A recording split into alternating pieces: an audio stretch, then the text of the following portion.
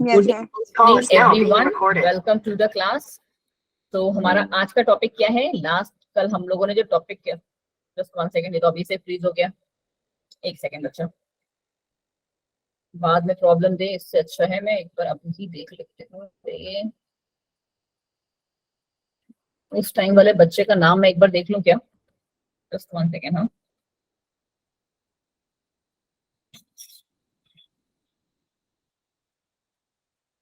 Just 1 second, कहाँ गया? Tania and Shikha कुमारी। अभी तक इन्होंने एंट्री नहीं ली है ना क्लास में, तानिया एंड शिखा कुमारी ने? No ma'am. नहीं ना? एक बार अमन जी ध्यान रखना, अगर ये दोनों आप में से कोई आता है ना तो जस्ट लेट मी नो। हाँ चलिए जी। Okay ma'am. आज का चैप्टर क्या है? देखो, आज का चैप्टर हम लोग स्टार्ट करें उससे पहले हम लोग कहाँ पे आ जाते हैं? कल जो हम लोग किए थे, क्या किए थे कल हम लोग? मैम हाँ जी अमन। मैम 3 दिन लीव पे रहूंगा मैम। काहे भाई, कहाँ जा रहे हैं आप? मैम हॉस्पिटल से मतलब डॉक्टर ने बुलाया। अमन जी आपको एक्चुअली हुआ क्या है? बिकॉज कल आपने मुझसे कहा कि आपको सिर्फ जुकाम है, राइट? तो हुआ मैम क्या? एक्चुअली एक्सीडेंट हो गया था, सर में चोट है और ओके जी, ओके जी, कोई नहीं जी, आप लीव पे रहिए। बट यस, जब लीव से वापस आए तो प्लीज आप क्या बोलते हैं, रिकॉर्डिंग। रिकॉर्डिंग बायो की तो बिल्कुल देखें, बिकॉज वो आपको पता है मेरा फेवरेट सब्जेक्ट है और मैं चाहती हूँ हर बच्चा देखे। चलिए जी, आ जाइए, हम लोग क्या करते हैं। ओके जी, ग्रेट। हम लोगों ने कल स्टार्ट किया था बच्चा, क्या हमें खोज खबर करनी थी जेनेटिक मटेरियल की? क्या यही करना था हमें? कल की क्लास में हमने किया था काम। हाँ जी मैम, Yes, ma'am. यही किया था। और ज्यादा अगर हम क्या बोलते हैं उसमें डिटेल में जाएं तो हमने क्या पता किया था? हमने पता किया था मैम कि ये जो जेनेटिक मटेरियल है उसका कॉम्पोजिशन क्या है, राइट? उसका एग्जैक्ट कॉम्पोजिशन क्या है? हाँ जी बच्चा, बिल्कुल सही। ठीक है, कि वो किससे मिलके बना हुआ है? इधर इट इज डीएनए और इट इज आरएनए और हमारा क्या बोलते हैं प्रोटीन। इसके बेसिस पे हम लोगों ने क्या अलग अलग जो थे एक्सपेरिमेंट को स्टार्ट किया। ठीक है, चलो जी। यशिका, आप कल की क्लास में थे बच्चे? Yes, ma'am. ओके। सबसे पहला एक्सपेरिमेंट हमने कौन सा किया था यशिका? Drift. बिल्कुल सही, ग्रिफ्ट एक्सपेरिमेंट किया था। क्या नाम था उसका, ग्रिफ्ट एक्सपेरिमेंट का? Transformation principle. Transforming principle. Transforming principle, बिल्कुल सही बोली है। ठीक है, ट्रांसफॉर्मिंग प्रिंसिपल का जो हमारा कंक्लूजन था, या फिर आप प्रिंसिपल, अगर आप ये कह लो कि क्या बोलते हैं, जो हम लोगों ने इसकी कहानी समझी थी वो ये समझी थी मैम कि हमारे पास क्या था, एक एक्सपेरिमेंट एनिमल था जिसका नाम था माउस। ठीक है, और दूसरा हमारे पास क्या था, एक बैक्टीरिया जिसका नाम था स्ट्रेप्टोकोकस न्यूमेनाई। ठीक है, स्ट्रेप्टोकोकस न्यूमेनाई, जो कि क्या कर रहा था, निमोनिया फैला रहा था मैम। चलिए जी, हमने काम क्या किया था, इनके 2 स्ट्रेन बना लिए थे, आर स्ट्रेन और एस स्ट्रेन, और दोनों को पर्टिकुलरली क्या किया था, इंजेक्ट करवाया था। आर स्ट्रेन वाले से बीमारी नहीं हो रही थी, स्मूथ स्ट्रेन वाले से बीमारी हो रही थी, क्योंकि जो उसका म्यूकस था वो कैसा था हमारा मैम, वो हमारा वायरुलेंट था, बीमारी फैलाने की क्षमता रखता था। हमने क्या किया था, एस स्ट्रेन वाले के इसको हीट कर दिया था। Hit कर दिया था। हीट करके जब उसको किया, इंजेक्ट किया, तो माउस हमारा जिंदा रहा।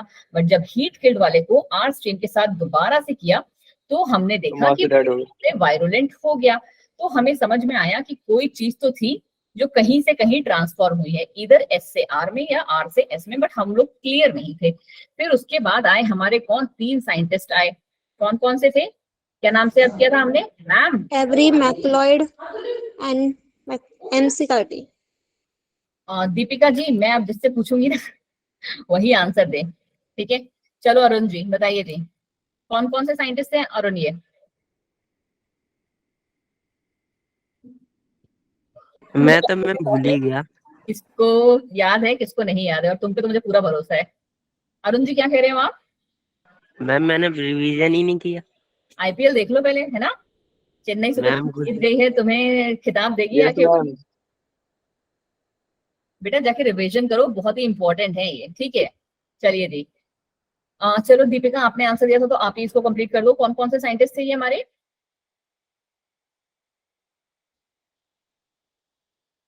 दीपिका, चलो जी, नंदिता ने लिख दिया MacLeod, ma'am Oswal, every, every, ठीक है, कॉलिन और मैकलॉयड, हमारे मैकार्टी। मैकार। ठीक है, ये 3 हमारे साइंटिस्ट थे जिन्होंने क्या किया था बच्चा जी? बिल्कुल सही दीपिका, कि इन्हीं का ट्रांसफॉर्मिंग प्रिंसिपल को आगे लेके गए थे और थोड़ा सा हमें क्या क्लियरिटी दी थी कि क्या चीज ट्रांसफॉर्म हुई, उसकी क्या क्या प्रॉपर्टीज हैं, ठीक है, उनकी क्या क्या प्रॉपर्टीज हैं। उसके बाद हम कौन से एक्सपेरिमेंट पे पहुंचे थे? थर्ड जल्दी बताओ। इसका अगर आपको थोड़ा सा ये हो तो इसका हम लोग का जो एम था वो क्या था? To find out the biochemical composition of DNA या फिर कह लो ट्रांसफॉर्मिंग मटेरियल, ठीक है। जो मटेरियल ट्रांसफॉर्म हुआ उसका बायोकेमिकल कॉम्पोजिशन क्या था, उसी को हमने पढ़ा था। और अगर आपको याद हो तो हमने कौन से वाले इन चारों एक्सपेरिमेंट में से कौन सा एक्सपेरिमेंट सेलेक्ट किया था? हमने नहीं, मतलब इन तीनों ने। क्यों दीपिका? ये जो 3 एक्सपेरिमेंट हमारे ग्रिफ्ट ने किए थे उनमें से कौन सा वाला एक्सपेरिमेंट इन्होंने लिया था इसको स्टडी करने के लिए? लास्ट वाला। नहीं बच्चा, थर्ड वाला, जिसमें ma'am Yes, ma'am. S strain को हमने हीट कर दिया था। भूलो नहीं बेटा, यही तो क्वेश्चन है इंपॉर्टेंट, ठीक है, कि इन्होंने एस ट्रेन जिसको हीट किल वाला था उससे क्या किया था, उसके हर्ड से कलेक्ट किया था। बिल्कुल सही है, ठीक है। उसके बाद हमारा कौन सा एक्सपेरिमेंट आया? Hershey and chase. कोई और भी आ गया था बीच में? हर से चीज नहीं यार, मैम जो 1952 में आया था। ठीक है, हर्शे एंड चेज का एक्सपेरिमेंट आया था इसमें। और उन्होंने हमारा क्या करा था, उन्होंने हमें और क्लियरिटी दी थी, जिसमें क्या अभी जस्ट किसी ने बच्चे ने बताया कि बैक्टीरियोफाज पे उन्होंने काम किया था। यहाँ Yes, तक हम लोग को बिल्कुल क्लियरिटी मिल गई कि मैम ये हमारा जो डीएनए है वो कहाँ पे क्या है और किससे मिलके बना हुआ है। Correct, we are very very very much clear with this. अच्छा नंदिता, तो आप एक बार लास्ट में रुकना, ठीक है, मैं आपसे थोड़ा सा बात करूंगी। चलिए जी। मैम हाँ जी अमन। मैम आपने कुछ वर्क दिया था करने को? हाँ जी बच्चा, दिया था, 2 मिनट दीजिए। मैंने आपको जो वर्क दिया था वो मैंने ग्रुप में आपसे पूछ लिया था, हेटेरोपाइग्नोसिस के बारे में पूछा था ना? मैम साइटिन और मिथोनाइट के स्ट्रक्चर बनाने दिए थे। हाँ जी बिल्कुल सही बामन जी। बाकी लोग भी भाई, thank you Aman, thank you so much, ठीक है। बाकी लोग भी प्लीज, मैंने आपको कल का काम दिया था और आपने अभी तक नहीं किया हुआ। मेरी तबीयत खराब है, मेरी याददाश्त कमजोर हो सकती है, बट आप लोग की आपको आधे याद दिलाया था। ओके नंदिता। अच्छा नंदिता सुनो, ये जो लिंक है ना प्लीज उसको ग्रुप पे पोस्ट नहीं करना है, ठीक है, क्योंकि हमारे सारे बैचेस की जो टाइमिंग है वो अलग अलग है। Okay ma'am. हाँ जी चलो जी, आ जाओ। अब हमको पता चल गया मैम हमारे पास जेनेटिक मटेरियल क्या है, ठीक है। Now we are very much clear कि हमारा जो जेनेटिक मटेरियल है वो क्या है मैम? डीएनए है। और उसके पास क्या है? 4 बहुत ही स्ट्रॉन्ग प्रॉपर्टीज हैं। कौन कौन सी प्रॉपर्टीज हैं मैम उसकी? They have the ability to replicate. सबसे इंपॉर्टेंट पार्ट, रेप्लिकेट मतलब क्या? ये हमारा एक सिंगल स्ट्रैंड चला आ रहा है, हमने उनको अनीलिंग या जैसे कहते हैं हीटिंग के उससे सेपरेट कर दिया स्ट्रैंड्स को। सेपरेट करने के बाद दोनों में कैपेबिलिटी है अपने कॉम्प्लीमेंट्री स्ट्रैंड बनाने की। इसी को हम क्या कहते हैं? रेप्लिकेशन कहते हैं, ठीक है जी। फिर दूसरी बात क्या है कि ये दोनों के दोनों कैसे हैं? जो हमारा डीएनए है वो कैसा है? केमिकली एंड स्ट्रक्चरली स्टेबल है। कैसा है बच्चा जी? हाँ जी बिल्कुल सही दीपिका, कि ये मैम स्टेबल है। और यही प्रॉपर्टी तो हमारे आरएनए के पास नहीं है, यही प्रॉपर्टी हमारे आरएनए के पास नहीं है। That is why it is not the genetic material, ठीक है। वो कैटलिस्ट की तरह काम कर रहा है, ठीक है, प्रोटीन्स का ट्रांसफर वगैरह कर रहा है, इंफॉर्मेशन लेके जा रहा है। तो यही प्रॉपर्टी हमारे डीएनए की सबसे स्ट्रॉन्ग है, क्योंकि आरएनए के पास भी रेप्लिकेट करने की कैपेसिटी है। फिर तीसरा पॉइंट इन्होंने क्या कहा है कि that it provides the mutation needed for evolution, ठीक है। बट म्यूटेशन भी कैसा होना चाहिए? देखो, जो हमारा केमिकली अनस्टेबल है तो वो अनस्टेबल क्यों है? क्योंकि उसमें क्या हो रहा है? Mutation is occurring at a very faster rate. But क्या हमें बहुत ही फास्टर रेट में म्यूटेशन चाहिए? No ma'am. ठीक है, हमें बहुत ज्यादा फास्टर रेट में म्यूटेशन नहीं चाहिए मैम। तो इसीलिए हमने क्या करना है बच्चा जी, हमारा जो डीएनए है उसमें म्यूटेशन होना चाहिए, क्योंकि वो एवोल्यूशन के लिए जरूरी है, चेंजेस लाने के लिए जरूरी है। बट यस, आपको क्या बोलते हैं, बहुत ज्यादा फास्टर रेट में नहीं, एक एवरेज रेट में म्यूटेशन चाहिए होता है। Last but not the least है कि वो हमारा एक्सप्रेस करना चाहिए मेंडेलियन कैरेक्टरिस्टिक्स को, ठीक है। बहुत टाइम बाद आया, बट यस, मेंडल को आप नहीं भूल सकते, क्योंकि जेनेटिक्स जो है उन्हीं की देन है। चलिए जी आगे आ जाइए। अब ये सारी प्रॉपर्टीज भी क्या है आपने पढ़ी हुई हैं, तो इसीलिए हम लोग क्या करेंगे, थोड़ा सा फास्ट चल सकते हैं, क्योंकि हम आज की क्लास में मैं चाहती हूँ कि आधे घंटे बाद ही, आधा घंटा नहीं 15 मिनट बाद ही हम लोग क्या कर दें, सीधे सीधे स्विच कर जाए हायर लेवल वाली स्लाइड्स पे, ठीक है, जो मैंने आपके लिए बनाई हुई है। चलिए जी, यहाँ पे क्या है, प्रॉपर्टीज ऑफ जेनेटिक मटेरियल ही है, बट ये क्या है, रीजन फॉर द स्टेबिलिटी, कि क्यों हमारा जो डीएनए है वो ज्यादा स्टेबल है और ये हमारा अनस्टेबल है। अनस्टेबल का मतलब क्या, फिर से वही पॉइंट जो मैंने अभी जस्ट आपको समझाया कि हमारा जो आरएनए है वो अनस्टेबल क्यों है मैम। अनस्टेबल वो इसलिए है मैम क्योंकि उसमें बहुत ही फास्टर रेट में म्यूटेशन होता है, because they get mutated very easily, इसीलिए हम उसको कहते हैं कि RNA is unstable and that is why it is not the genetic material. तो यहाँ पे क्या आ गया कि ये कह रहा है कि हमारा जो डीएनए है वो हमारा स्टेबल इसलिए है, पहली बात तो वो लेस रिएक्टिव है, ठीक है, पहला पॉइंट तो क्या, लेस रिएक्टिव है, डबल स्टैंडर्ड है, ठीक है, 2 स्ट्रैंड्स हैं उसमें, बल्कि हमारा जो आरएनए है उसमें एक सिंगल स्ट्रैंड ही है। नेक्स्ट बात क्या कह रहे हैं कि ये जो आपका नेचर है ना, ये कहीं ना कहीं थायमीन का भी बहुत ही इंपॉर्टेंट रोल है इसमें, जो कि हमारा एब्सेंट होता है आरएनए में। Last but not the least is your what, कि यहाँ पे सेकंड वाले पे हमारी जो है ऑक्सीजन जो है वो एब्सेंट है और यहाँ पे ऑक्सीजन जो है प्रेजेंट है, ठीक है। ये तीनों इसके पॉइंट्स हैं कि क्यों हमारा DNA is stable and RNA is unstable. I hope everyone in the class is clear, और सब कोई भी ऐसा होगा भी नहीं क्लास में जिसको ये पॉइंट्स नहीं पता थे, बिकॉज मैंने फर्स्ट जो लेक्चर दिया था वो इसी के बेसिस पे लिया था। चलिए जी, जस्ट 1 सेकेंड, मुझे 1 सेकंड तो थोड़ा सा पानी पी लेना दो, एक्चुअली मैंने ना थोड़ी सी दवाई खाई है आज, दैट्स व्हाई मेरे को बार बार करके हो रहा है। Just 1 second. हाँ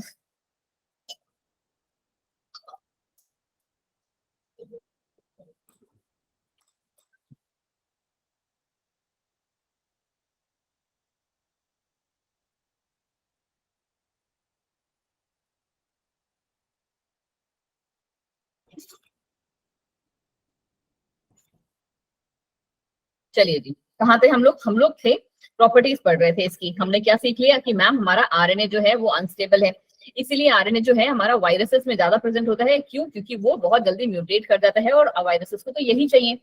तभी आपको पता होगा, आई डोंट नो आप में से कितने लोगों ने ये पढ़ा है या नहीं पढ़ा है, या कितनों ने कभी सोचा भी है इस बात को, कि जब भी किसी बंदे को ना जुकाम होता है, ठीक है, जब भी किसी को जुकाम होता है तो क्या होता है कि एटलीस्ट मतलब बहुत मतलब आप कितना मर्जी भी मेडिसिन खा लो, at least it's take 5 to 7 days to recover, ठीक है।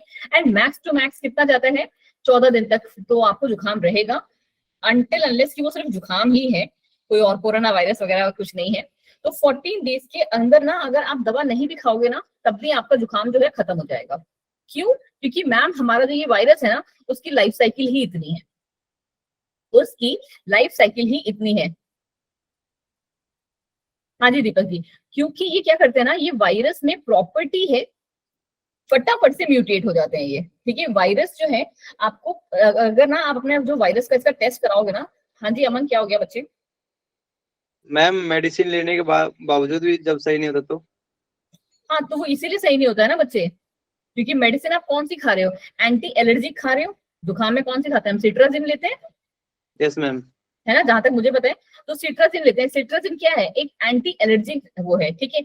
आपने क्या किया, सिट्राजिन लिया, ठीक है, आपने सपोज करो आपको जिंदगी में पहली बार जुकाम हुआ, ठीक है, फर्स्ट टाइम की मैं बात कर रही हूँ, फर्स्ट टाइम आपको जुकाम हुआ, यू टुक सिट्राजिन और आपका वो जो जुकाम था 3 से 4 दिन में ठीक हो गया, ठीक है, 3 से 4 दिन में सपोज कर लो ठीक हो गया। बट अगली बार क्या होगा ना कि तुम्हारी बॉडी में उसके अगेंस्ट क्या बन जाते हैं, एंटीबॉडी। बिल्कुल सही नंदिता जी, बिल्कुल सही। हमारी बॉडी में उस पर्टिकुलर वायरस के खिलाफ क्या बन चुके हैं, एंटीबॉडीज बन चुके हैं। जुकाम का जो वायरस है उसके खिलाफ एंटीबॉडीज बन चुके हैं। बट जुकाम का वायरस ही तो चालाक है, वो हमारी बॉडी में जब दूसरी बार एंट्री करेगा ना सेकेंड टाइम, तो वो हमारा जो वायरस है उसका जो जेनेटिक कॉम्पोजिशन होगा ना वो चेंज होगा, या कह लो इन शॉर्ट कि वो मैम म्यूटेटेड रहेगा। कैसा रहेगा मैम, म्यूटेटेड रहेगा। जो जेनेटिक मटेरियल की एंटीबॉडीज हमारी बॉडी में बनी हुई थी वो उस पर वर्क ही नहीं करेंगी। क्यों? क्योंकि उसका तो जेनेटिक मटेरियल ही अलग है। हम लोग जो वर्क करते हैं, हमारी जो ये एंटीबॉडीज हैं वो किसको मारती हैं, जाके जेनेटिक मटेरियल को ही तो मारती हैं। यस मैम, एंटीजेंस पे तो अटैक करती हैं, एंटीजेंस के किस पोर्शन पे, जेनेटिक मटेरियल पे अटैक करती हैं। बट हमारा तो जो जेनेटिक मटेरियल की एंटीबॉडीज हमारे पास प्रेजेंट थी वो तो आया ही नहीं, क्योंकि वायरस में प्रॉपर्टी क्या है, वायरस में प्रॉपर्टी है म्यूटेट करने की, इसीलिए आपको सजेस्ट किया जाता है कि आपको जब भी जुकाम वुकाम हो ना तो क्या करो, आप एक नॉर्मल वो क्या बोलते हैं, मेरे को तो मतलब डॉक्टर लोग यही बोलते हैं कि जस्ट अगर, क्योंकि जुकाम के टाइम पे लोगों को, बहुत सारे लोगों को बॉडी एक वगैरह भी हो जाता है, ठीक है, तो यू जस्ट हैव कॉम्बीफ्लेम और रेस्ट करो, अपने आप ठीक हो जाएगा वो, ठीक है। चलिए जी, यही कहानी, इसीलिए हम लोग का जो वायरस होता है वो बहुत ही ज्यादा पावरफुल होता है, क्यों, क्योंकि उसके पास प्रॉपर्टी है, उसका जो जेनेटिक मटेरियल है वो आरएनए है, और आरएनए के पास प्रॉपर्टी है फटाफट से म्यूटेट करने की, ठीक है, अपना जो वेरिएंट है उसको, अपने वेरिएंट को चेंज करने की, सबसे इंपॉर्टेंट लाइन है ये, ठीक है। चलो जी, ये पॉइंट भी हमारा हो गया क्लियर। दूसरा पॉइंट ये कह रहा है कि डीएनए स्ट्रैंड्स कैसे होते हैं, कॉम्प्लीमेंट्री होते हैं, ठीक है मैम, कॉम्प्लीमेंट्री आप जानते हो है ना, कॉम्प्लीमेंट्री जानते हो, यस यस मैम। मैम। ठीक है, कि ये ए है, ये टी है, ये जी है, ये सी है, तो क्या होगा सामने, ये टी आएगा, यहाँ ए आएगा, यहाँ सी आएगा, यहाँ जी आएगा, this is known as complementary nature. तो हाँ मैम, ये हमारा कॉम्प्लीमेंट्री है। अब ये कह रहा है कि जब हमने इसको हीट किया, यहाँ डबल बॉन्ड, ट्रिपल बॉन्ड, और यहाँ पे भी ट्रिपल बॉन्ड, हमने इसको मैम हीट किया, ठीक है, हीट करने पे क्या हुआ मैम, कि ये दोनों भाई अलग अलग हो गए, ए टी जी सी, ठीक है, और ये मैम अलग हो गया, जैसे ये आपस में अभी तक बॉन्ड बना के बैठे हुए थे, ये टी ए सी जी, ठीक है, ये मैम अलग अलग हो गए। अब क्या करा हमने, अब हमने इसको कूल कर दिया, ठीक है, कूल करने के बाद ये क्या हो गए, कूल करने के बाद जब अब इनको, क्योंकि हमारे पास ये एक पर्टिकुलर टेस्ट ट्यूब में तो रहेंगे, तो ये फिर से आपस में जुड़ जाएंगे। मतलब क्या, अगर हम ये वाला डिजाइन ही ना बनाए तो ये फिर से क्या बन जाएंगे मैम, ये फिर से आपस में यही प्रॉपर्टी रखते हैं कि ए टी जी सी जो है पास में आ गया, फिर से टी ए टी जी जो है यहाँ पे आ गया। कितनों को ये बात समझ में आ गई, ठीक है, ये यही चीज कह रहा है कि ऑन हीटिंग दे सेपरेट, ठीक है ma'am, in the appropriate condition they come together, अगर उनको सूटेबल कंडीशन मिलती है कि मतलब हमें कॉम्प्लीमेंट्री स्ट्रैंड नहीं बनाना है, वो बात, वो कहानी अलग होती है, वो जो हम पढ़ेंगे ट्रांसवर्जन ट्रांसक्रिप्शन वगैरह उसमें देखेंगे। तो अगर हम इनको पास में रखते हैं तो ये क्या से जाएंगे, फिर से जुड़ जाएंगे। फिर कह रहा है कि Griffith experiment, some properties of DNA heat killed bacteria did not destroy, याद है कि यहाँ पे हमने क्या किया था, हीट किल कर दिया था डीएनए को, तो उसने क्या कर दिया था, उसको डिस्ट्रॉय कर दिया था, इट मतलब कि सॉरी, उस डीएनए को डिस्ट्रॉय नहीं कर पाया था वो, ठीक है, बट उसकी प्रॉपर्टी को उसने डिस्ट्रॉय कर दिया था, म्यूकस को डिस्ट्रॉय कर दिया था, बट डीएनए की जो प्रॉपर्टी थी उसको डिस्ट्रॉय नहीं कर पाया था वो उसके पास प्रेजेंट थी। हमने जो इसका कंक्लूजन निकाला था, क्या निकाला था हमने, यही तो कंक्लूजन निकाला था कि जो एस स्ट्रेन वाला जो डीएनए है, जस्ट 1 सेकेंड, एस स्ट्रेन वाला जो डीएनए है उसके अंदर का जो जेनेटिक मटेरियल है वो हमारा आर स्ट्रेन में चला गया है ना, और आर स्ट्रेन में अब जब जेनेटिक मटेरियल हमारा एस स्ट्रेन का आ गया था तो वो क्या करेगा, वो मैम म्यूकस का प्रोडक्शन या सिंथेसिस कर रहा था। यही पढ़ा था या गजनी इफेक्ट हो गया सबको? Yes ma'am. यही पढ़ा था, कोई डाउट तो नहीं है इसमें? No ma'am. जो ग्रिफ्ट जो थे वो बिल्कुल सही कह रहे थे कि डीएनए को हीट करने पर भी वो क्या होगा, मरेगा नहीं, हीट किल नहीं होगा, बैक्टीरिया को डिस्ट्रॉय नहीं कर पाएगा। और यही बात फिर से दिखाता है कि वो कैसा है, स्टेबल है, क्योंकि जब उसको हमने आर स्ट्रेन में दोबारा से डाला तो वो फिर से म्यूकस का सिंथेसिस करने लगा। ठीक है जी, चलो जी आगे बढ़ जाओ। देखो यहाँ पे आते हैं दो इंपॉर्टेंट चीजें। पहली इंपॉर्टेंट चीज ये है कि अगर आपको कोई भी जो प्रॉपर्टी है, मतलब कोई भी कैरेक्टर है, उसको स्टोर करना है तो आपके लिए कौन बेटर है। और दूसरा बात क्या कि अगर आपको कोई भी प्रॉपर्टी को ट्रांसफॉर्म करना है तो आपके लिए कौन बेटर है। अभी जस्ट हमने ये बात लास्ट वाले पेज से सीखी। मैंने आपको क्या बताया था, मैंने आपको बताया था कि जो हमारा मैम वायरस है, ठीक है, वो मैम बड़ी जल्दी म्यूटेट हो जाता है ना, वो मैम बड़ी जल्दी म्यूटेट हो जाता है क्योंकि उसमें क्या है, उसका जेनेटिक मटेरियल मैम आरएनए है। ठीक है, तो ये इसका क्या मतलब हुआ, इस बात का मतलब हुआ कि वायरस में जो म्यूटेशन हुआ वो क्या कर रहा है, फटाफट से अपने जो जेनेटिक इंफॉर्मेशन है, जेनेटिक मटेरियल को क्या कर रहा है, ट्रांसफर कर रहा है। अपने जेनेटिक मटेरियल को फटाफट से बच्चा ट्रांसफर कर रहा है। ये बात थोड़ी सी समझ में आ रही है? थोड़ा सा लिंक बना पा रहे हो आप लोग? Yes ma'am. हल्का सा अभी के लिए लिंक बना लो कि वायरस में देखो, जैसे हमारा कोरोना वायरस है वो क्यों फैला इतनी जल्दी, क्योंकि वो भी कैसा था, आरएनए था उसमें जेनेटिक मटेरियल, इसीलिए वो लोगों से फटाफट से ट्रांसफर हो गया। तो इसी बात को आप समझ लो कि अगर आपको कोई भी इंफॉर्मेशन ट्रांसफर करवानी है तो उसके लिए कौन सा जेनेटिक मटेरियल बेटर है, आरएनए। ठीक है, और अगर आपको कोई जेनेटिक इंफॉर्मेशन को स्टोर करके रखना है तो उसके लिए कौन सा बेटर है? DNA. DNA. का जो दूसरा रीजन है वो स्टोर वाले का, अगर आप देखो तो स्टोरेज वाले का जो कि हमारा जो डीएनए है वो इंफॉर्मेशन को स्टोर कर सकता है। उसका एक रीजन और भी इंपॉर्टेंट है कि इसमें जो म्यूटेशन है वो कैसा है? एट वेरी, बोलो बोलो, ज्यादा जल्दी इसमें म्यूटेशन नहीं होती। Slow rate, at very slow At rate, an average. नहीं स्लो रेट, एवरेज नहीं बच्चा, नंदिता एवरेज Okay. नहीं, एट वेरी स्लो रेट। और यहाँ पे mutation is very faster rate, ठीक है, यहाँ पे बहुत ही फास्टर रेट पे होता है और यहाँ पे बहुत ही स्लो रेट पे होता है। क्या हम लोग ये वाला पॉइंट बिल्कुल अच्छे से एक्सप्लेन कर सकते हैं अपने आप को, या कोई भी बच्चा चाहता है क्लास का कि मैं उसके लिए रिपीट कर दूं? यार मेरी स्लाइड शुरू से ही हैंग कर रही है, एक सेकंड दो। कितने 17 लोग हैं क्लास में, 17 के 17 ये वाला पॉइंट समझ पा रहे हैं? Yes, ma'am. है ना, सारे के सारे आप ये समझ पा रहे हो? बस मैं एक सेकंड अटेंडेंस लिख दी।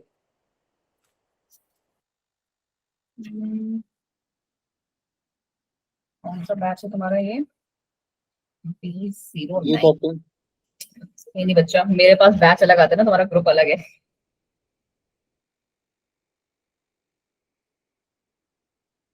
चलिए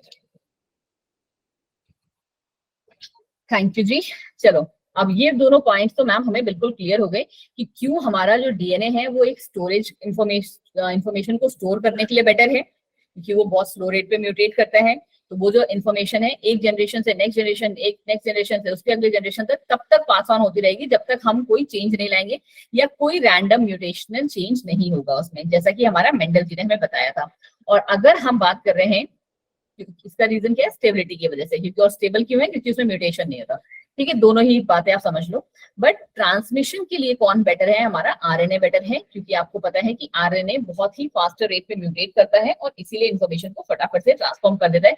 जैसे कि हमने कोरोना वायरस के केस में समझा कि कोरोना वायरस जो था वो कोरोना, ठीक है, कोरोना वायरस जो था वो इतनी जल्दी क्यों स्प्रेड कर गया? ठीक है, चलो जी आगे बढ़ो।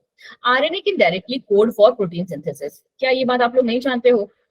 बहुत अच्छे से जानते हैं मैम हम ये बात, क्योंकि हमने स्टार्टिंग में ही ये बात क्लियर कर ली कि जो आरएनए है उसका काम क्या है हमारी बॉडी में। देखो मैंने आपसे कभी ये नहीं कहा कि हमारी बॉडी में सिर्फ और सिर्फ डीएनए प्रेजेंट है। Did I ever said? नहीं, क्योंकि No, हमारी ma'am. बॉडी में लिपिड भी प्रेजेंट है, प्रोटीन भी प्रेजेंट है, कार्बोहाइड्रेट भी प्रेजेंट है। तो भाई आरएनए क्यों नहीं प्रेजेंट होगा? आरएनए भी प्रेजेंट है, बट आरएनए जो है वो as a genetic material present नहीं है। DNA as a genetic material present है और आरएनए किसके लिए प्रेजेंट है? प्रोटीन की सिंथेसिस करने के लिए। नेक्स्ट जो हमारी क्लास होगी दैट मींस सैटरडे का lecture, because this Sunday you are not having any kind of test, तो आपको बहुत ज्यादा क्लियरिटी मिलेगी जब हम पढ़ेंगे क्या? तबाही टॉपिक, जेनेटिक कोड। ठीक है जी, चलो जी। तो ये क्या कर रहे हैं? आरएनए, आरएनए मैम हमारा जो है प्रोटीन का सिंथेसिस करा रहे हैं, hence can easily express the characters, ताकि वो कैरेक्टर्स को एक्सप्रेस कर सकें। अभी आपको समझ में आएगा कि कैसे आपस में लिंक है। DNA is dependent on RNA for the protein synthesis, one of the most important point। ठीक है कि, और अगर आप कहो ना तो देखो इसको भी आप यहाँ से लिंक कर सकते हो। जब आपसे क्वेश्चन पूछा जाता है ना कि why DNA, sorry, why RNA is the genetic material, sorry, RNA is जो है वो ट्रांसमिशन ऑफ जेनेटिक इंफॉर्मेशन के लिए क्यों प्रेफर किया जाता है, ना कि डीएनए किया जाता है। क्वेश्चन समझ में आया? क्वेश्चन मैंने ये बोला कि क्यों हमारा आरएनए को सिलेक्ट करते हैं हम जेनेटिक इंफॉर्मेशन को ट्रांसफर करने के लिए, ना कि डीएनए को। ये खुद से सोचो ना, हम लोग डीएनए को क्यों लेंगे? दूसरा जो रीजन इसका है ना वो यही रीजन है कि आरएनए जो है वो डायरेक्टली प्रोटीन को कोड कर देगा। ठीक है, आरएनए डायरेक्टली प्रोटीन को कोड कर देगा, बल्कि डीएनए पहले क्या करेगा? डीएनए पहले उसको आरएनए में कन्वर्ट करवाएगा और आरएनए से फिर प्रोटीन में कन्वर्ट होगा। कितनों को ये बात समझ में आ रही है बच्चा जी? Yashika, are you able to understand these things? Yes, ma'am. है ना, यू आर। चलो जी ठीक है, देखो मैं एक बार फिर से आपके लिए बोल दे रही हूँ कि आप पूरा का पूरा स्लाइड को मैं करती हूँ इरेज। ठीक, अब एक बार हम लोग यहाँ पे फिर से इस स्लाइड को थोड़ा सा पढ़ लेते हैं कि मैंने आपको क्या बताया कि डीएनए हमारा किस लिए है? जेनेटिक इंफॉर्मेशन को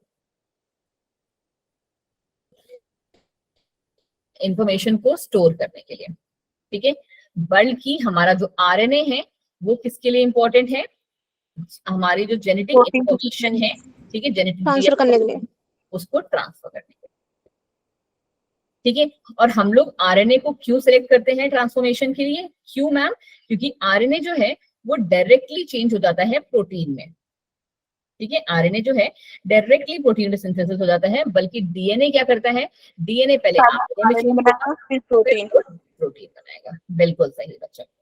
ठीक है, चलो जी, दोनों पॉइंट से हम हर तरीके से क्लियर है, और जो म्यूटेशन वाला रीजन मैंने बताया था वो भी आप उसको लिंक यहाँ पे कर पा रहे हैं। ठीक है, तो ये रहा हमारा, इसको हम क्या कहते हैं? सेंट्रल, बोलो बोलो, डॉगमा। बिल्कुल सही बच्चा जी, सेंट्रल डॉगमा। डीएनए से आरएनए का बनना इज नोन एज ट्रांसक्रिप्शन।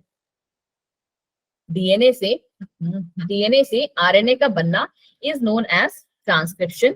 और हमने यहाँ पे एक एरो दिख रहा है मैम कि आरएनए से डीएनए भी बन जाता है, क्या कहते हैं इसे? रेप्लिकेशन। नो यशिका, यशिका आप बिल्कुल गलत जा रहे हो बच्चे। रेप्लिकेशन का मतलब मैंने आपको क्या सिखाया?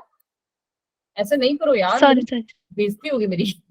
रेप्लिकेशन का मतलब मैंने क्या सिखाया? रेप्लिकेशन का मतलब मैंने आपको सिखाया कि एक हमारा डीएनए का जो डबल स्ट्रैंड है, वो उनको जब हम सेपरेट कर देते हैं तो वो अपने जैसा ही एक और कॉम्प्लीमेंट्री स्ट्रैंड बना लेते हैं। That is replication. ट्रांसक्रिप्शन होगा इधर। ट्रांसक्रिप्शन तो डीएनए से आरएनए हो रहा है ना, आरएनए से डीएनए क्या होगा? Reversal transcription. बिल्कुल सही बोले जी। एनसीईआरटी खोल के नहीं बैठे हो तुम लोग, है ना? नहीं, एनसीईआरटी नहीं खोला। एनसीईआरटी में नहीं है डायग्राम।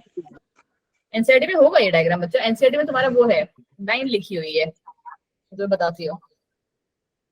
एनसीईआरटी में सिंपल सी एक लाइन लिखी हुई है सेंट्रल डॉगमा की। कहाँ गई? One second. नहीं दिया हुआ है सच में? हाउ इज इट पॉसिबल यार? मैम पता दिया नहीं। हुआ है। दिया होगा ना, सेंट्रल डॉगमा तो देना इज इम्पोर्टेंट। कौन से पेज से दिया है बच्चे, मुझे बताओगे क्या? मेरी भी पुरानी ma'am NCERT. Second book second page पे ही है चैप्टर के। सच में?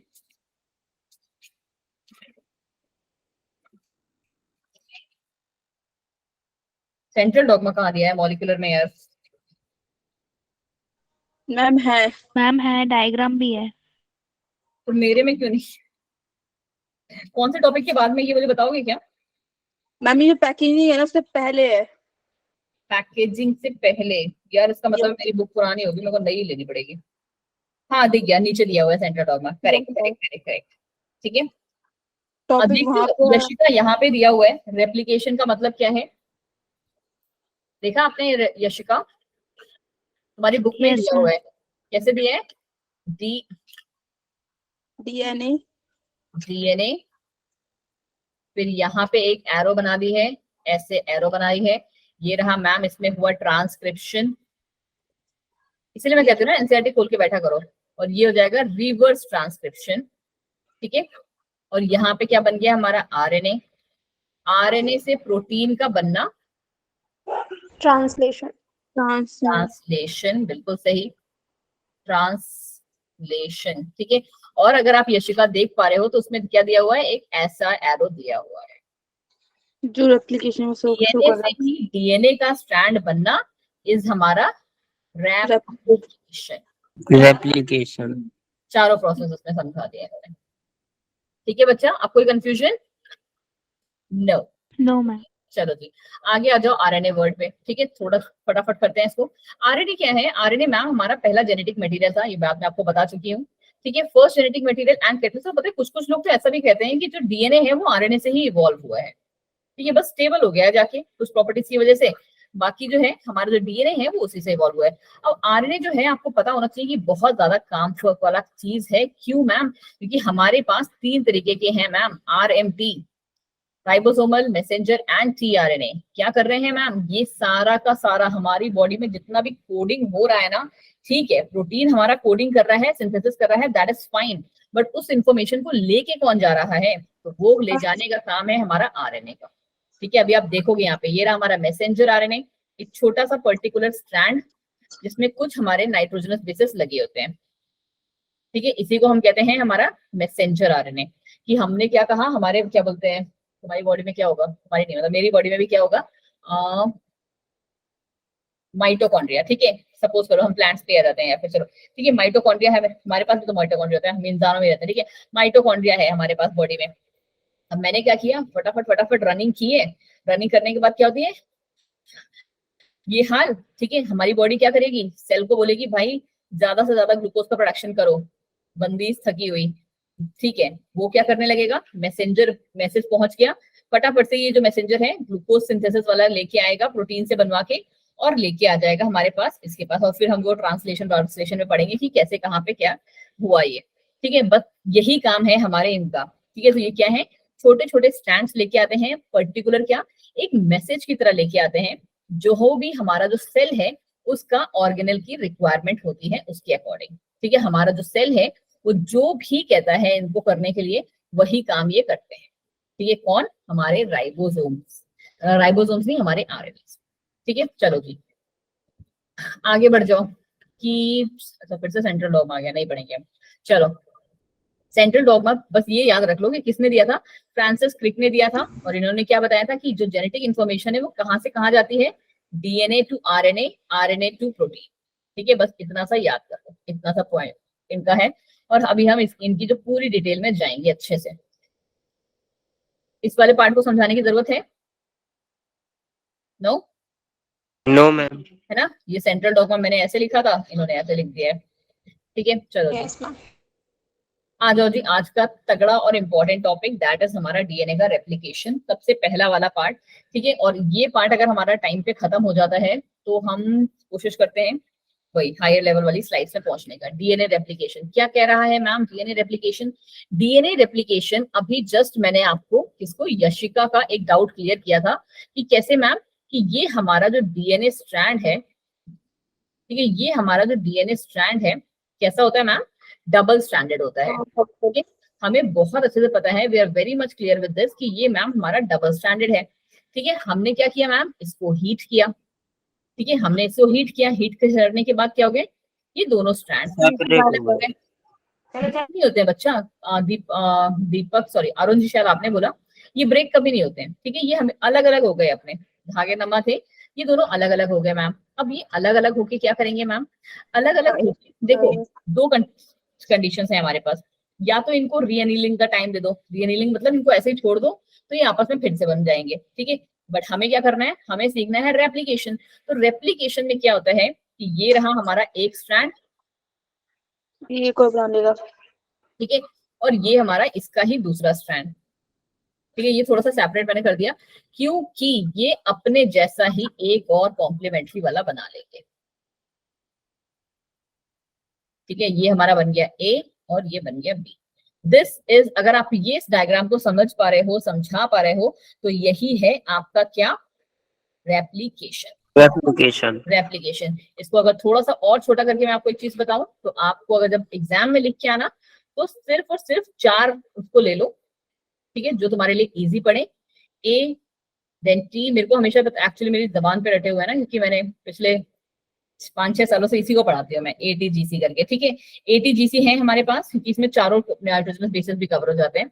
ये रहा मैम थायमिडीन, यहाँ साइटोसिन और यहाँ पे गुआनिन, ये आपस में 3 बॉन्ड 2 और 2 से कनेक्टेड है, ठीक है, बट जब हमने इनको हीट किया तो ये क्या हो गए मैम, ये हो गए मैम अलग अलग हो गए, हम कैसे हो गए, जुदा हो गए, ATGC, और ये हमारा कहाँ पे आ गया, ये हमारा यहाँ पे आ गया,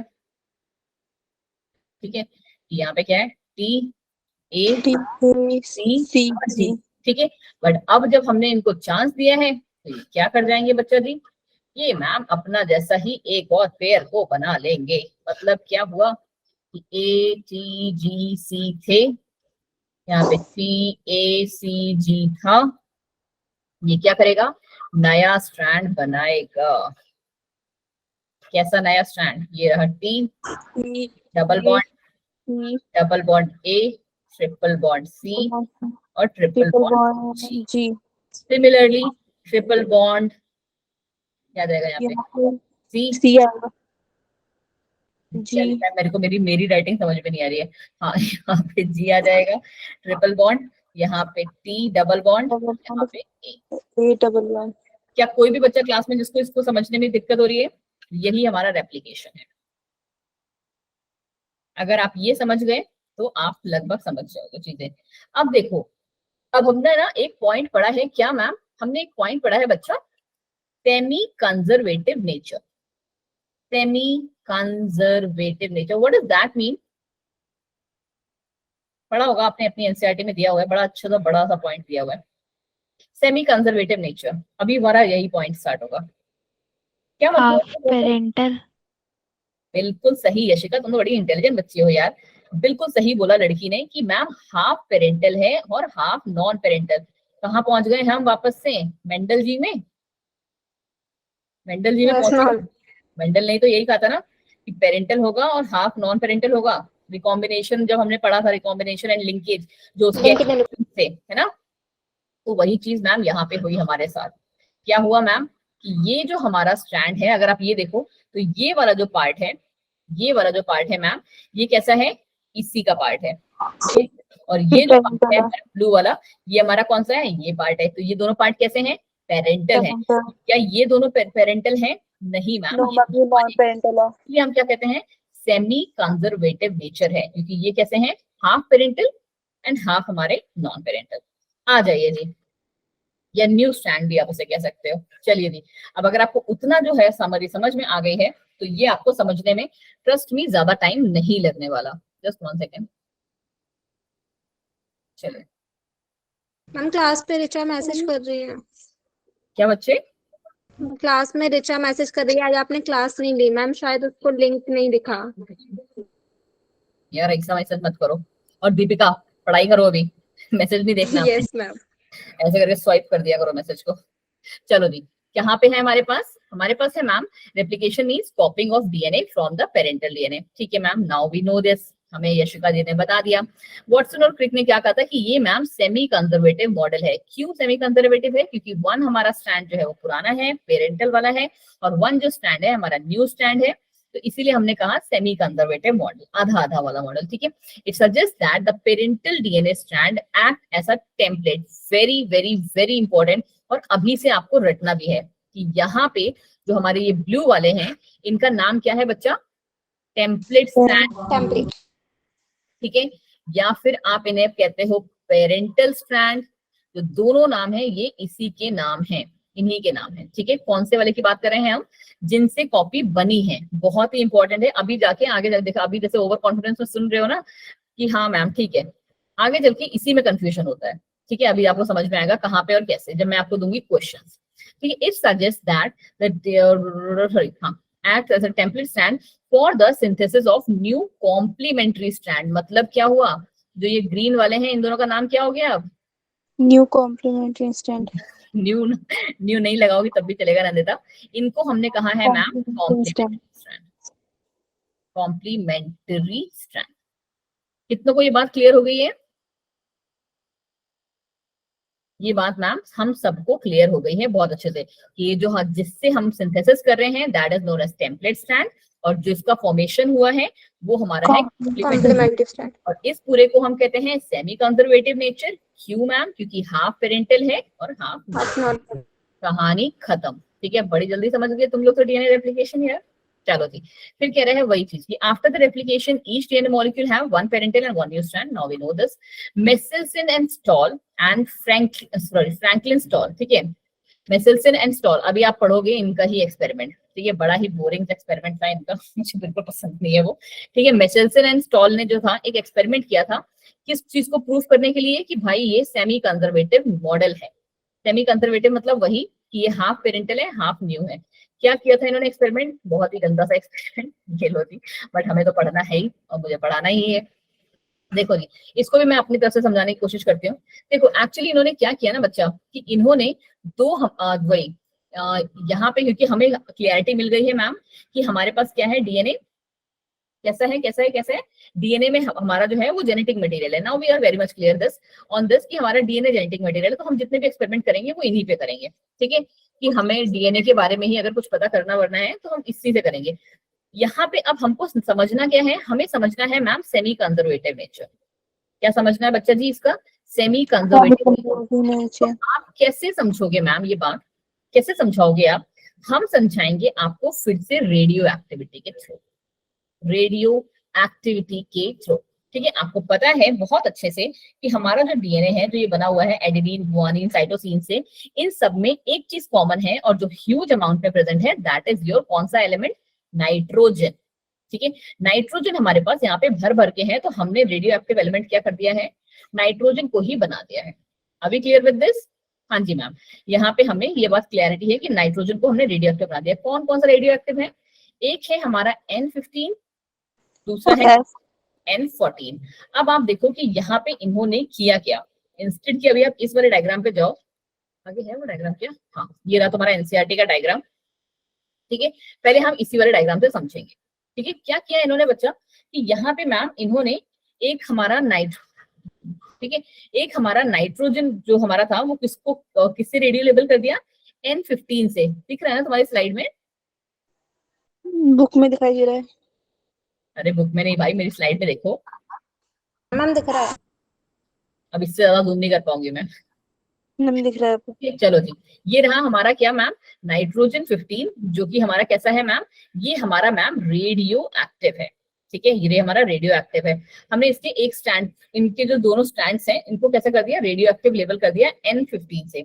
उसके बाद हमने क्या किया? इसको कर दिया सेंट्रीफ्यूज। अब आप सबके सब बहुत अच्छे से जानते हो कि सेंट्रीफ्यूगेशन का मतलब क्या है, कल की क्लास में हमने पढ़ा है। ठीक है, डेंसिटी के बेसिस पे हम इसको सेपरेट आउट कर देते हैं। डेंसिटी के बेसिस पे हम इसे सेपरेट आउट कर देते हैं। 2 बार अपने मन में यहाँ पे बोल लेना ये बात। क्यों मैम? देखो आपको पता होगा, देख ये बात कहाँ से समझ लो, थोड़ा थोड़ा इधर से समझ लो।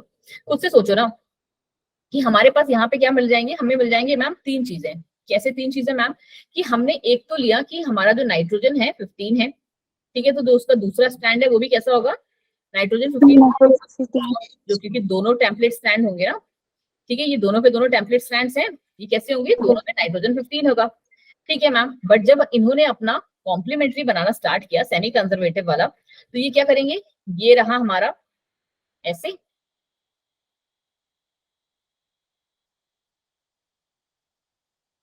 अब ये हमारा कैसे हो गया बच्चे? एक में मैम हमारा नाइट्रोजन 15 है और एक में नाइट्रोजन 14 है। समझ रहे हो? यहाँ पे भी एक में नाइट्रोजन 14 है, एक में नाइट्रोजन 15 है, क्योंकि हमने नाइट्रोजन 15 इंजेक्ट किया है उसमें, उसको पर्पसफुली दिया है। तो दूसरे में जो आएगा, क्या उसमें जरूरी है कि नाइट्रोजन 15 ही हो? नहीं मैम, कोई जरूरी नहीं है उसका। तो यहाँ पे हमारे पास ये तो दोनों थे नाइट्रोजन 15 के स्ट्रैंड, बट यहाँ पे कैसे हैं? यहाँ पे मैम नाइट्रोजन 15 और नाइट्रोजन 14 का है। ठीक है, आप खुद से सोचो। और लास्ट वाला जो हमारा मिलेगा हमें, उसमें क्या रहेगा? उसमें आपके दोनों ही आ जाएंगे 14। हाँ जी मैम, उसमें हमारा जो ये वाला था, ये फिर से सेपरेट हुए और यहाँ पे हमारे पास कैसे बन जाएंगे? जस्ट 1 सेकेंड, अभी आपको बहुत अच्छे से समझ में आएगा। लास्ट एक्सपेरिमेंट है आज की क्लास का, उसके बाद जाकर आराम से खाना पीना खाना। ठीक है, ये वाला जो हमारा था, ये हमारा जब सेपरेट हुआ, क्योंकि सेपरेट तो ये भी होगा ना बच्चे, जब ये सेपरेट होगा तो एक हमारा ग्रीन वाला आ गया और एक हमारा येलो वाला रह गया। तो येलो वाला तो अपने जैसा ही बना लेगा एक और, करेक्ट, और ग्रीन वाला भी क्या करेगा मैम? अपने जैसा ही एक बनाएगा, जिसमें हमारा रेडियो एक्टिव नाइट्रोजन है वो क्या हो जाएगा? ये मैम दोनों में N14 और N14 हो जाएंगे। अब यहीं से आपको ना क्या याद रखना है कि हमारे पास मिली कितनी पॉसिबिलिटीज? हमें मिली मैम 3 पॉसिबिलिटीज। कौन सी?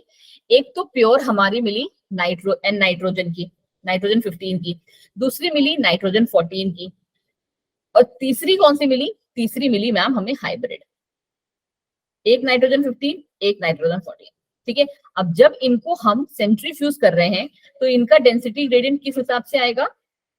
सबसे हैवी वाला कौन सा होगा? ये नाइट्रोजन 15 N15, तो ये हमारा मैम सबसे नीचे सेटल हो जाएगा। ठीक है, N15 जो है हमारा सबसे नीचे सेटल हो गया। हाइब्रिड वाला जो रहेगा हमारा मैम, वो कहीं ना कहीं बीच में आ रहा होगा, N15 एंड हमारा N14। And last but not the least, क्योंकि हमारा N14 डेंसिटी ग्रेडियंट उससे भी कम होगा, तो यहाँ पे N14 आ जाएगा। कहानी खत्म। यही है इनका एक्सपेरिमेंट। अगर आप यहाँ पे देख सकते हो तो इन्होंने भी यही काम किया है। क्या किया कि ये रहा हमारा रेडियो एक्टिव वाला, ठीक है, और यहाँ पे हम अगर आप देख सकते हो तो ये, क्योंकि इन्होंने क्या कर दिया है अपना, वही रेप्लिकेशन करने लगे हैं। तो रेप्लिकेशन में क्या हुआ कि एक पुराना स्ट्रैंड पेरेंटल स्ट्रैंड, जिसको हम क्या पेरेंटल नहीं अब हम बोलेंगे टेम्पलेट स्ट्रैंड, एक मैम हमारा ये रेड वाला जो है टेम्पलेट स्ट्रैंड है, और जो ग्रीन वाला है वो मैम हमारा कॉम्प्लीमेंट्री स्ट्रैंड है। ठीक है, फिर जब इनको हमने रेप्लिकेट करवाने का अलाउ किया तो हमारे पास कैसे आए, फिर से एक हमारा ऐसे वाला कॉपी बन गई सेम, और दूसरी कॉपी हमारी कैसे बन गई 14 पर। ठीक है जी, चलिए जी, अब इसको हम लोग क्या कर लेते हैं, पढ़ लेते हैं क्या कह रहा है ये, एक एक करके पढ़ते हैं ताकि आपको क्या थोड़ी सी और क्लियरिटी जो है वो मिल जाएगी इसमें। इसको हम कर लेते हैं थोड़ा सा जूम, आ जाओ स्लाइड। क्या कह रहा है ये, they prepare to culture media of E coli, done ma'am. One preparation contains N14Cl salt, ठीक है, एक में क्या है हमारा नाइट्रोजन 15 है जिसमें हैवी आइसोटोप पड़ा है ये। सो N14 was incorporated in both the strands, दोनों ही स्ट्रैंड्स में हमने क्या डाला, N15 वाला, ठीक है, N15 हमने डाला, ठीक है ma'am. And DNA become heavier, DNA कैसा हो गया मैम, हैवियर बन गया, सबसे नीचे हमने वही दिखाया था, ठीक है ma'am, now we clear. Other preparation, दूसरे में क्या डाला है इन्होंने, N14 डाला, दूसरे में क्या पड़ा, N14 पड़ा। So it was N14 was incorporated in both the strands, दोनों में ही इन्होंने क्या कर दिया, N14 डाला, इसमें भी N14, सॉरी इसमें इन्होंने N15 डाला, इसमें इन्होंने N14 डाला, तो दोनों स्ट्रैंड्स में इसके कौन सा है, इन दोनों स्ट्रैंड्स की मैं बात कर रही हूँ, N14 ही है मैम, ठीक है। तो ये कैसा बन गया, ये मैम लाइटर बन गया। हमारे पास जो दो टाइप के डीएनए बने, they can be separated by centrification. Centrification मैंने आपको बताया था कल, कितना रोटेशंस पर मिनट होता है, 1000 से लेके हम 1000 तक ले जा सकते हैं, है ना, डिपेंडिंग अपॉन कि आपके पास सेंट्रीफिकेशन मशीन कैसी है। किसमें करते हैं ये काम, हम करते हैं मैम सीसियम क्लोराइड में, ठीक है। It can be separated by centrification in caesium chloride density gradient. Actually इन्होंने, अब अगर आपको थोड़ी सी और क्लियरिटी मिले ना, तो इन्होंने क्या किया होगा ना, जस्ट वन सेकेंड, नेक्स्ट वाले स्लाइड पे आओ, थोड़ा सा इसको जूम आउट करते हैं, ठीक है, कि इन्होंने क्या किया है ma'am, they took E coli from the N15 medium और उसको ट्रांसफर कर दिया N14 में, यहां से लिया और N14 वाले में ट्रांसफर कर दिया। फिर क्या किया, आफ्टर 1 जनरेशन, मतलब 20 मिनट के बाद, they isolated and centrifuge the DNA. फिर से उन्होंने क्या करा, पूरी तरीके से उसको हिलाया। सेंट्रीफ्यूज आपको पता है क्या करता है, सेंट्रीफ्यूज करने का मतलब पर्पस हमारे पास क्या है, कि दोनों स्ट्रैंड्स को हमने सेपरेट कर दिया, ठीक है, दोनों स्ट्रैंड्स जो थे हमारे, N14 वाला जो हमारा था उसका अलग, N15 वाला जो था उसको हमने अलग कर दिया। अब यहाँ पे जब उनको अलग करके फिर से रीअनील होने दिया, तो हमारे को क्या मिला, एक इंटरमीडिएट हाइब्रिड भी मिल गया, ठीक है, ये हमें मिल गया इंटरमीडिएट हाइब्रिड, ठीक है जी। This shows that the newly form DNA, uniform DNA में क्या होता है, वन स्ट्रैंड जो है वो ओल्ड वाला होता है और एक स्ट्रैंड जो होता है वो हमारा नया टाइप का होता है, और इसी को हम क्या कहते हैं, सेमी कंजर्वेटिव। जो क्वेश्चन यहाँ पे आता है वो आता है कि फर्स्ट जनरेशन जो थी वो कितने में कंप्लीट हुई, 20 मिनट, सेकेंड जनरेशन कितने में कंप्लीट हुई, 40 मिनट, ठीक है जी। कितनों को ये एक्सपेरिमेंट समझ में आ गया है लिटरली, और कितने चाहते हैं कि हम इसे दोबारा से पढ़ लें एक बार, है ना, बहुत ज्यादा रॉकेट साइंस का एक्सपेरिमेंट नहीं था हमारा ये, आई होप आपको समझ में आ गया होगा। अब दूसरा चीज उन्होंने क्या किया है, टेलर एंड कलीग्स, क्योंकि आपको पता होना चाहिए कि आप, जैसे हम लोगों ने उस टाइम पे जब मेंडल के बारे में ही पढ़ा था, तो क्या सिर्फ मेंडल ही जेनेटिक्स पे काम कर रहे थे, नहीं मैम, वो और भी बहुत सारे साइंटिस्ट थे, बट वही था कि किसी की बात को ज्यादा ध्यान नहीं दिया गया। तो उसी टाइम पे जैसे इनका जो एक्सपेरिमेंट था ना, मेशेल्सन एंड स्टॉल, इनका तो एक्सपेरिमेंट फेमस हो गया था, ठीक है, और आपको याद भी पता होना चाहिए कि मैम इन्होंने किया किस पे था, ई कोलाई पे किया था बच्चा, ठीक है, वेरी इंपॉर्टेंट, हर एक का एक्सपेरिमेंटल एनिमल आपको पता होना चाहिए। तो सिमिलर हमारा पास तरीका क्या था कि मेशेल्सन और स्टॉल का जो एक्सपेरिमेंट था, उसके साथ साथ टेलर जी भी एक एक्सपेरिमेंट कर रहे थे 1958 पे, किस पे, विक्शिया फाबा, क्या बोलते हैं हिंदी में इसको, फली, ठीक है, खाई जाती है, ऐसी देखी होगी आप लोगों ने, खाई भी होती है, ठीक है, विक्शिया फाबा या फाबा बीन्स कहते हैं इसे। इन्होंने जो काम किया था वो किस पे किया था, रेडियो एक्टिव थायमिडीन पे किया था, थायमिडीन पे किया था, to detect the distribution of newly synthesised DNA in the chromosome. Purpose same था, बट क्या था, रेडियो एक्टिव का जो एलिमेंट था वो अलग था। उन्होंने किस पे किया, उन्होंने किया मैम नाइट्रोजन पे, यहाँ पे इन्होंने थायमिडीन को रेडियो लेवल कर दिया, ठीक है, सिर्फ और सिर्फ थायमिडीन को। And it also prove that कि डीएनए इन द क्रोमोसोम जो है हमारे रेप्लिकेट करते हैं सेमी कंजर्वेटिवली। ये रहा हमारा क्रोमैटिड, ठीक है, यहाँ पे इन्होंने क्या किया, थायमिडीन, कौन सा थायमिडीन, H3, ठीक है। H3 थायमिडीन इन्होंने लिया, फिर उन्होंने देखा कि जब इसको हमने सेपरेट किया तो ये कैसा बन रहा था, एक पेरेंटल बन रहा था और एक हमारा नॉन पेरेंटल। अगर आप यहाँ पे देख पा रहे हो तो ये इस वाले को हम क्या कहते हैं, टेम्पलेट स्ट्रैंड, और दूसरे वाले को क्या कह रहे हैं, इस वाले को कॉम्प्लीमेंट्री स्ट्रैंड, कॉम्प्लीमेंट। है ना। ये हमारा टेम्पलेट स्ट्रैंड है दोनों, ये कॉम्प्लीमेंट्री स्ट्रैंड है। बट हम जब पेरेंट्स में से हम लोग नेक्स्ट जनरेशन में गए, क्योंकि ये हमारा फर्स्ट जनरेशन था, ये हमारा सेकेंड जनरेशन था, तो आपने देखा कि जो लेबल्ड थायमिडीन थी वो सिर्फ हमारे पेरेंट वाले में या टेम्पलेट वाले में ही रही, कॉम्प्लीमेंट्री में वो नहीं आई, क्योंकि हमने थायमिडीन को क्या किया था, दिया था उसे, ठीक है। तो थायमिडीन तो किससे पेयर करेगा, वो तो मैम एडेनिन से करेगा। तो क्या आपको ऐसा लग रहा है कि थायमिडीन अगर हमारा रेडियो लेबल था तो एडेनिन भी रेडियो लेबल हो जाएगा? नहीं मैम, ऐसा कुछ नहीं होता है, ठीक है, ऐसा हमने कभी नहीं पढ़ा। बस ये होता है कि उसका कॉम्प्लीमेंट्री बेस पेयरिंग वो बना रहा होता है। तो अब अगर आप यहाँ पे देख रहे हो तो यहाँ पे हमारे पास कैसे हैं, फिर से हमें एक पेरेंटल मिल गया है ना, और हमारे पास दो न्यू वाले कॉम्प्लीमेंट्री। ठीक जी, चलिए जी, अब ये रहा हमारा कल वाला पार्ट जो हम करेंगे स्टार्ट। आज की क्लास में हम इसको नहीं करेंगे, रेप्लिकेशन फॉर्म, क्योंकि ये बहुत ही अच्छा और लंबा टॉपिक है। एंड यस, यहीं से हमारी थोड़ी सी जो मॉलिक्यूलर है अब थोड़ी सी टफ हो जाएगी, ठीक है, नॉट मच बट यस थोड़ी सी टफ हो जाएगी, ठीक है जी। तो यस, कल के लिए बी रेडी। अच्छा, कल तो हमारी क्लास नहीं, परसों होगी, परसों के लिए बी रेडी।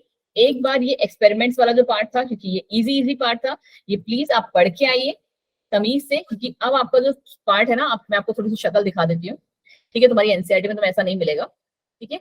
तो अब थोड़ी सी जो चीजें हैं, आना ही दीपिका, इस संडे कोई टेस्ट नहीं है, ठीक है।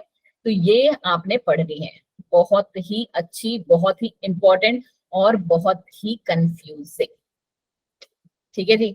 But yes, I will try कि मैं आपको सिंपलेस्ट वे पे करा सकूं, बट या अगर मैं ऑनेस्टली बोलूं तो मेरी खुद की बैंड बजती है इससे